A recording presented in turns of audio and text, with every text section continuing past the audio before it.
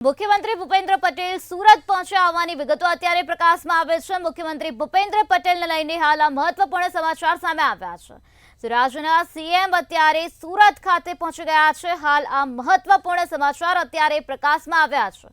તો મુખ્યમંત્રી ભૂપેન્દ્ર પટેલ પ્રાર્થના સભામાં હાજરી આપવાના છે। તો ગઈકાલે હર્ષ સંઘવીના પિતાનું નિધન થયું હતું, ત્યારે ઇન્ડોર સ્ટેડિયમમાં રમેશચંદ્ર સંઘવીની પ્રાર્થના સભા છે। ત્યાં સીએમ ભૂપેન્દ્ર પટેલ બપોરે 3:30 વાગ્યે શ્રદ્ધાંજલિ આપશે।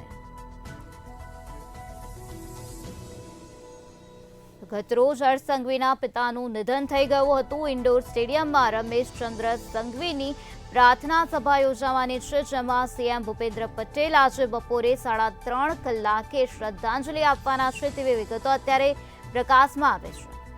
અત્યારે મુખ્યમંત્રી ભૂપેન્દ્ર પટેલ સુરત ખાતે પહોંચી ગયા છે। પ્રાર્થના સભામાં ભૂપેન્દ્ર પટેલ હાજરી આપવાના છે તેવી વિગતો અત્યારે સામે આવી છે। 3:30 કલાકે તેઓ શ્રદ્ધાંજલિ આપશે।